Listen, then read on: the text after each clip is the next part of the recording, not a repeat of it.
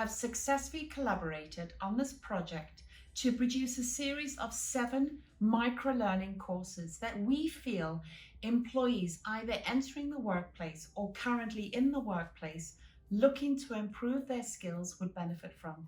These 7 topics are as follows: agile self and time management, communication and interpersonal skills, personal branding, digital skills for the future, creative problem solving and critical thinking, global citizenship, social and emotional intelligence. We hope you will enjoy this course, and please make sure to access the workbook that accompanies the course to take full advantage of the learning. Have fun and good luck.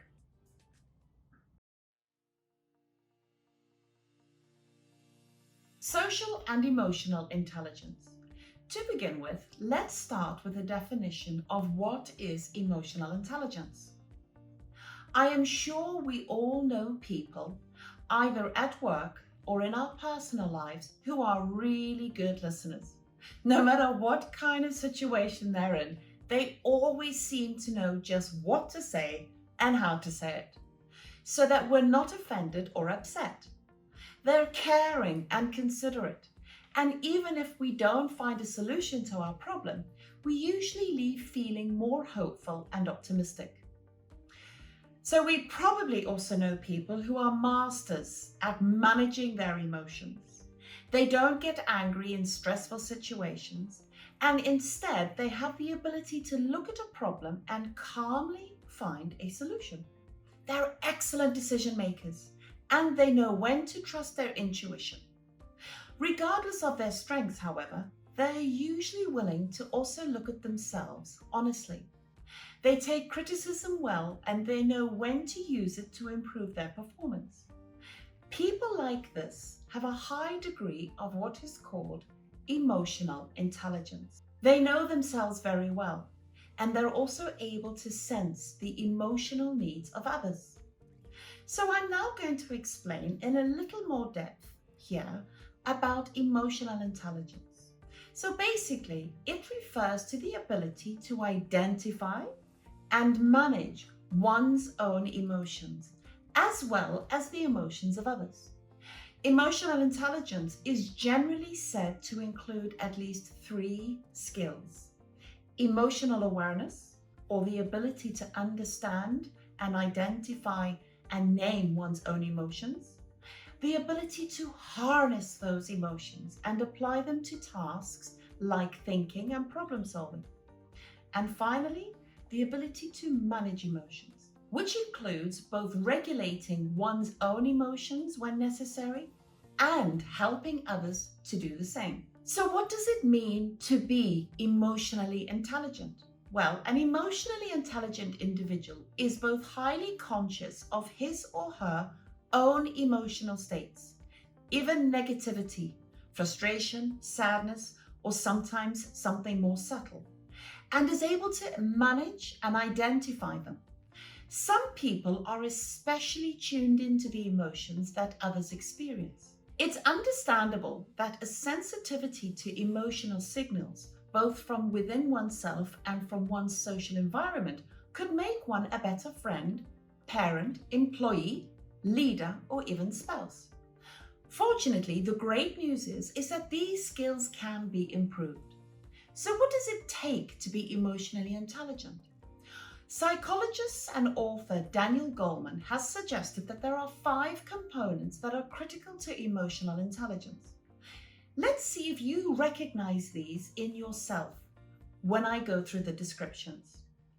Self-awareness, or the ability to recognize and understand your own emotions, is a critical part of emotional intelligence. Beyond just recognizing your emotions, however, is being aware of the effect of your actions, moods, and emotions on other people.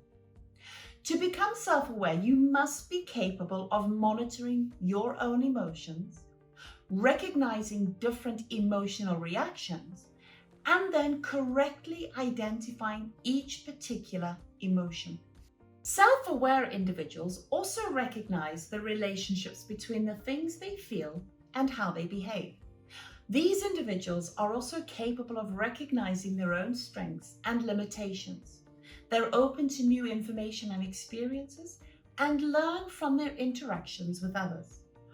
Goldman suggests that people who possess self-awareness have a great sense of humor. They are confident in themselves and their ability, and they are aware of how other people perceive them. Self-regulation requires you to be able to regulate and manage your emotions. Now, this doesn't mean putting your emotions on lockdown and hiding your true feelings. It simply means waiting for the right time and the right place to express them. Self-regulation is all about expressing your emotions appropriately. Those who are skilled in self-regulation tend to be adaptable and flexible to change. They are also good at managing conflict and diffusing potentially tense or difficult situations. Goldman also suggests that those with strong self-regulation skills are high in conscientiousness. They are thoughtful about how they influence others, and they take responsibility for their own actions. Social skills is being able to interact well with others, which is another important aspect of emotional intelligence. True emotional understanding involves more than just understanding your own emotions and those of others. You also need to be able to put this information to work in your daily interactions and communications. In professional workplace settings, managers benefit by being able to build relationships and connections with employees. Now, employees benefit from being able to develop a strong rapport with leaders and co-workers. Important social skills include active listening, verbal communication, non-verbal communication, leadership, persuasiveness, and empathy. Now, empathy, or the ability to understand how others are feeling, is absolutely critical to emotional intelligence. But it involves just so much more than just being able to recognize the emotional state of others. It also involves your responses to people based on this information. So when you sense someone is feeling sad or hopelessness, how do you respond? You might treat them with a little extra care and concern, or you might make an effort to bring up their spirits. Being empathetic also allows you to understand the power dynamics that often influence social relationships, especially in workplace settings. Those competent in this area are able to sense those who possess power in different relationships, understand how these forces influence feelings and behaviors, and accurately interpret different situations that hinge on such power dynamics. Now, motivation also plays a key role in emotional intelligence. People who are emotionally intelligent are internally motivated by things beyond external rewards, like fame, money, recognition, and acclaim. Instead, they have a passion to fulfill their inner needs and goals. They seek internal rewards. Experiences flow from being totally in tune with an activity, and they pursue peak experiences. Those who are competent in this area tend to be action-oriented. They set smarter goals, have a high need for achievement, and are always looking for ways to do better. They also tend to be very committed and are good at taking initiative. So, as you've probably determined, emotional intelligence can be the key to success in your life and, more importantly, in your career, especially if you are starting out in the early stages of your career. The ability to manage people and relationships is very important. So developing your emotional intelligence and using it can be a good way to show others the inspiration, commitment, and dedication inside of you. So what is social intelligence? Well, social intelligence, on the other hand, is mostly learned. Social intelligence develops from experience with people and learning from success and failures in social settings.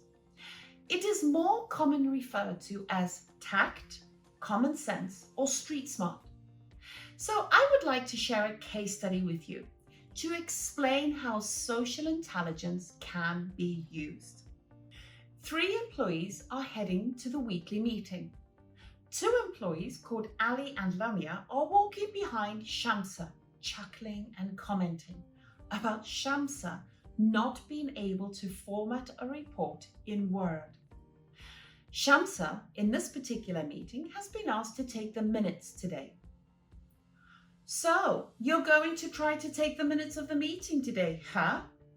Ali says sarcastically to Shamsa, his voice dripping with disrespect. Shamsa closes her eyes for a moment and takes a deep breath. Then she turns to Ali and Lamia and replies in a calm, matter-of-fact voice. Yeah, I'm going to try, but I know I'm not very good at it. After a pause, she adds, but you know what? I am really great at designing PowerPoints. Show me anything and I can create custom-made designs to present information in a really innovative and good way. Then pointing to Ali, she says, now you're great at formatting documents and you have an amazing ability to present and speak in public. Really fantastic. I'd like to be that good someday, but I know I'm just not. Maybe I could get a little better if I keep trying. At that, Ali, at his disdain, utterly disarmed, says in a friendly tone, well, you're not really that bad at formatting reports. Maybe I can show you a few things about how to format reports with the latest shortcuts to make your life easier. That short interaction offers a masterly display of social intelligence. By keeping cool, Shamsa resisted the pull to anger from Ali's taunt and instead brought him into her own, more friendly emotional range. So as you can see, social intelligence is more closely related to emotional intelligence than your IQ, as they both have to do with navigating social or emotional situations. However, these are 2 distinct types of intelligence, even if they somewhat overlap. Emotional intelligence is more related to the present, in that it is used to identify and manage emotions in the moment. Social intelligence uses some of the same skills and abilities, but is often focused towards the future. It allows you to understand the feelings, personalities, and behaviors of yourself and others in order to seek positive outcomes. There are 6 characteristics of a social intelligent person, which I will now explain. Number 1, they have verbal fluency and conversational skills. You can easily spot someone with lots of social intelligence at a social gathering because he or she knows how to work the room. The highly social intelligent person can carry on conversations with a wide variety of people and is tactful and appropriate in what is said. Combined, these represent what are called social expressiveness skills. Number 2, they have extensive knowledge of social roles, rules, and scripts. Socially intelligent individuals learn how to play various social roles. They are also very well versed in the informal rules or norms that govern social interaction. In other words, they know how to play the game of social interaction. As a result, they come off as socially sophisticated and wise. Number 3, they have effective listening skills. Socially intelligent people are great listeners, and as a result, others come away from an interaction with a socially intelligent person feeling as though they had a great connection with him or her. Number 4, they understand what makes people tick. Great people watchers, individuals in high social intelligence, are able to tune themselves into what others are saying and how they are behaving. So this helps them to read what the other person is thinking or feeling. Understanding emotions is part of social and emotional intelligence. They are correlated. People who are especially skilled are high on both. Number 5, they are self-competent and aware.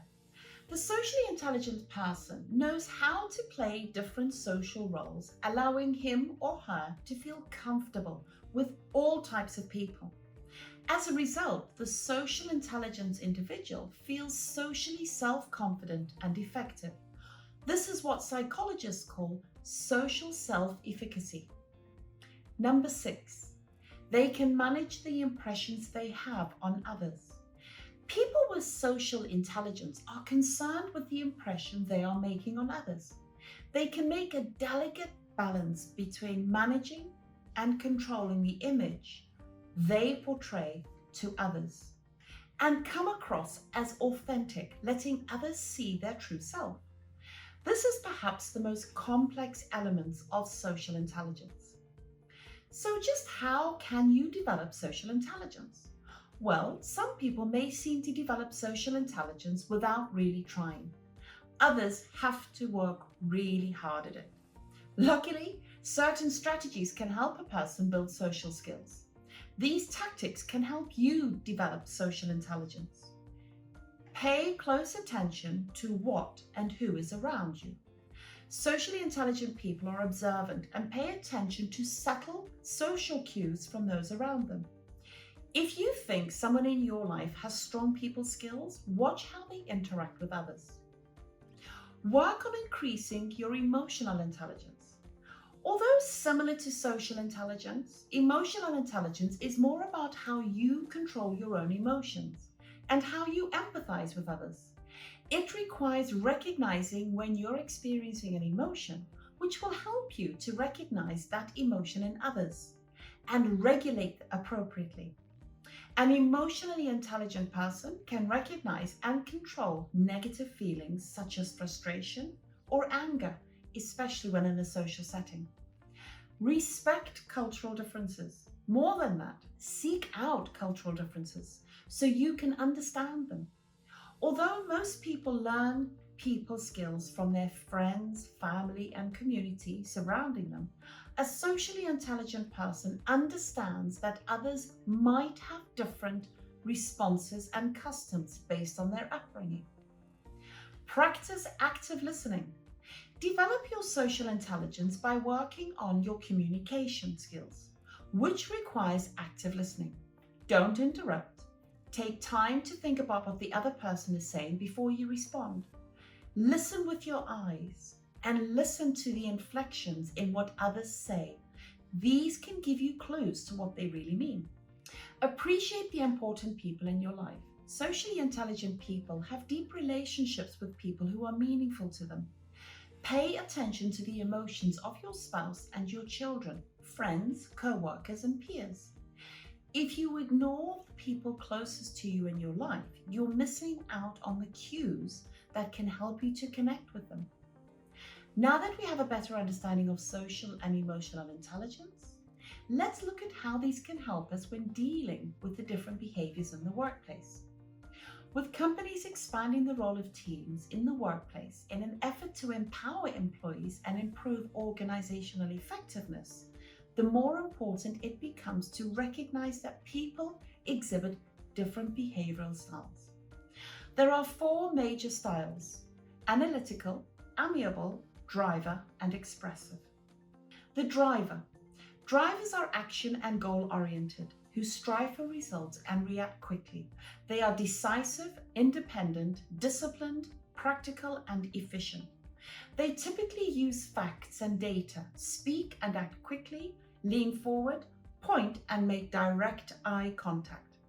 Their body language is often rigid and they have controlled facial expressions. They really want to waste time on personal talk or trivialities and can be perceived by other styles as dominating, harsh, or severe. They are very comfortable in positions of power and control, and they have business-like offices with certificates and commendations on the walls. In times of stress, drivers may become autocratic. The analytical. Analyticals are concerned with being organized, having all the facts, and being careful before taking action. They need to be accurate, precise, orderly, and methodical. They conform to the standard operating procedures, organizational rules, and historical ways of doing things. They typically have slower reaction times and work more carefully than drivers. They are perceived as serious, industrious, persistent, and exacting. Usually they are task-oriented and facts and data are very useful for them. When they speak slowly. They lean back and use their hands frequently. They do not make eye contact or control their facial expressions. Others may see them as stuffy, indecisive, critical, picky, and moralistic. They are comfortable in positions in which they can check facts and figures and be sure they are right. They have neat, well-organized offices, and in times of stress, analyticals will avoid conflict at all costs. The expressive. The expressives enjoy involvement, excitement, and interpersonal interaction. They are sociable, stimulating, enthusiastic, and good at involving and motivating others. They are idea-oriented. They have little concern for routine and are focused on the future and have quick reaction times. They need to be accepted by others and tend to be spontaneous, outgoing, energetic, and very friendly. They are focused on people rather than on tasks. Typically, they use opinions and stories rather than facts and data. They speak and act quickly, vary vocal inflection, lean forward, point and make direct eye contact. They use their hands while talking and have a relaxed body posture and animated expression. Their feelings often show in their faces and they are perceived by others as excitable, impulsive, undisciplined, dramatic, manipulative, ambitious, egotistical, and at times overly reactive. They often have disorganized offices that contain leisure equipment such as golf clubs or tennis rackets. Under stressful conditions, expressives tend to resort to personal attack. The amiable. Amiables need cooperation, personal security, and acceptance. They are uncomfortable with and will avoid conflict. They value personal relationships, helping others, and being liked. Some amiables will sacrifice their own desires to win approval from others. They prefer to work with people in a team effort rather than individually. They have unhurried reaction times. They are not concerned with change. Typically, they are friendly, supportive, respectful, willing, dependable, and agreeable. They are also people-oriented. They focus on opinions rather than facts and data. They speak slowly and softly, use vocal inflection as opposed to the drivers or the analyticals. They lean back while talking and do not make direct eye contact. They also have a casual posture and are animated with expressions. They are perceived by other styles as conforming, unsure, pliable, dependent, and awkward at times. They have homey offices containing family photographs, plants, etc. Now, an amiable's reaction to stress is to comply with others. So now that you have a better understanding of social and emotional intelligence, it's now up to you to find out where you are and what skills you need to develop. Everyone needs them, and without them, you will find it very hard to work in any workplace.